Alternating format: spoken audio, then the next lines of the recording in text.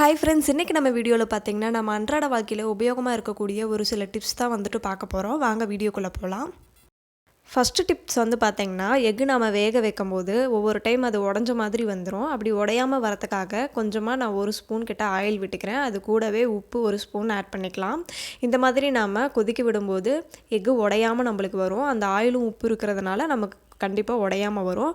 Egg கொதிக்கிற டைமில் இருந்து ஒரு 10 நிமிஷத்துக்கு நீங்கள் வேக வச்சிங்க அப்படின்னா கரெக்டான பதத்துக்கு வெந்துடும். அதுக்கு மேலே நீங்கள் கொதிக்க விட்டிங்கன்னா எக்கு ரொம்ப ஹார்ட் ஆயிரும். இந்த டிப்ஸ் வந்து நீங்களும் வீட்டில் ட்ரை பண்ணி பாருங்கள், ரொம்பவே யூஸ்ஃபுல்லாக இருக்கும். நம்ம இந்த மாதிரி வேக வச்சு உரிக்கும்போது நம்ம ரொம்பவே ஈஸியாக தொல்லி வெளியே வந்துடும். அடுத்த டிப்ஸ் வந்து பார்த்திங்கன்னா, நம்ம பூண்டு இந்த மாதிரி ஸ்டார்டிங்கில் உரிக்கும்போது ரொம்பவே கஷ்டமாக இருக்கும். இதை நம்ம உடைக்கிறதுக்கு ஒரு சூப்பர் டிப்ஸ் வந்து பார்க்கலாம். இந்த மாதிரி கையில் இந்த இடம் இருக்குது பார்த்திங்களா, அதை வச்சு நீங்கள் லைட்டாக அழுத்தினீங்கனாவே போதும். பூண்டு வந்து இந்த மாதிரி பீஸாக வந்துடும். இதுக்கப்புறமா நீங்கள் உரிக்கிறதுக்கு ரொம்பவே ஈஸியாக இருக்கும்.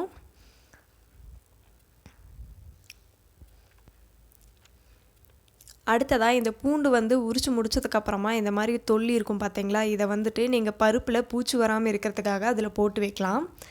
வேஸ்ட்டாக கீழே தூக்கி போட வேண்டாங்க. அடுத்த டிப்ஸ் வந்து பார்த்திங்கன்னா, அரிசியிலலாம் பார்த்திங்கன்னா ஈஸியாக பூச்சி விழுந்துடும். அதுக்கு நாம் கூட ஒரு வரமிளகாயை வந்துட்டு ஆட் பண்ணிக்கலாம். அரிசிக்கு தகுந்த மாதிரி நீங்கள் மிளகாய் வந்து ஆட் பண்ணிக்கோங்க. அப்படி இல்லைன்னா நீங்கள் பூண்டு கூட ஆட் பண்ணிக்கலாம், பூச்சிகள் வராது. நெக்ஸ்ட்டு டிப் வந்து பார்த்திங்கன்னா, நம்ம குக்கரில் அரிசியை வேக வைக்கும்போது தண்ணி அடிக்கடி இந்த சைடில் வந்துட்டு வரும். அப்படி இல்லைனா ஒரு மாதிரி ஏர் வந்து வர மாதிரி ஆயிரும். அதுக்கு நம்ம இந்த கேஸ்கெட் வந்து எடுத்துகிட்டு இந்த மாதிரி ஒரு பவுலில் வந்துட்டு தண்ணி ஊற்றிக்கலாம். ஊற்றிட்டு இதில் ஒரு 5 மினிட்ஸ் வந்து நீங்கள் ஊற வச்சுட்டு அதுக்கப்புறமா எடுத்து யூஸ் பண்ணிங்கன்னா உங்களுக்கு நல்லா வந்துட்டு கேஸ் பிடிச்சிக்கும். அதுக்கப்புறமா நீங்கள் ஈஸியாக வந்துட்டு விசில் விட்டு எடுத்துக்கலாம். இப்படி இல்லை அப்படின்னா ஃப்ரீசரில் கூட ஒரு 5 மினிட்ஸ் வச்சுட்டு நம்ம எடுத்து யூஸ் பண்ணோம்னா நல்லா பிடிச்சிக்கும். அடுத்த டிப்ஸ் வந்து பார்த்திங்கன்னா, நம்ம வெண்டைக்காய் வந்துட்டு பிஞ்சாக வாங்கிட்டு வருவோம். அது கொஞ்ச நாளில் பார்த்திங்கன்னா முத்துன மாதிரி ஆயிரும். அதுக்கு நம்ம இந்த ஓரங்களில் இருக்கக்கூடிய இந்த காம்பை வந்துட்டு கிள்ளிக்கலாம். கிள்ளிட்டு நீங்கள் இந்த மாதிரி வந்து ஸ்டோர் பண்ணிங்கன்னா உங்களுக்கு ரொம்ப நாள் வரையிலும் நீடிக்கும். சீக்கிரமாக நமக்கு முத்தி போகாமல் இருக்கும். இந்த டிப்ஸ் நீங்களும் வீட்டில் ட்ரை பண்ணி பாருங்கள்.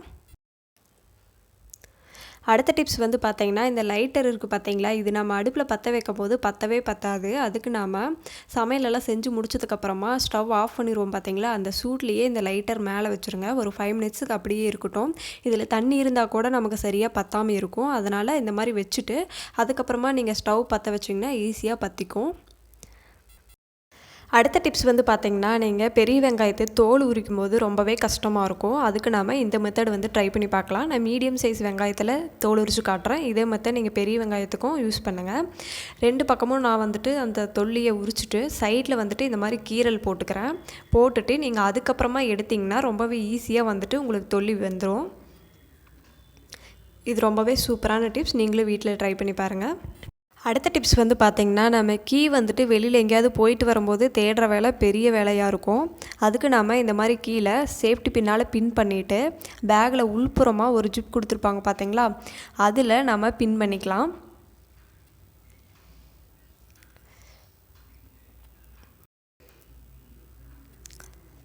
இந்த மாதிரி நம்ம பின் பண்ணதுக்கப்புறமா அந்த கீயை நம்ம உள்பக்கமாக போட்டு அந்த ஜிப் வந்துட்டு க்ளோஸ் பண்ணிக்கலாம். இந்த மாதிரி நம்ம போடும்போது கீ வந்துட்டு நமக்கு தொலையாது.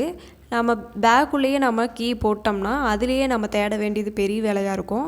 இந்த மாதிரி நீங்கள் வீட்டில் ட்ரை பண்ணி பாருங்கள், ரொம்பவே யூஸ்ஃபுல்லாக இருக்கும்.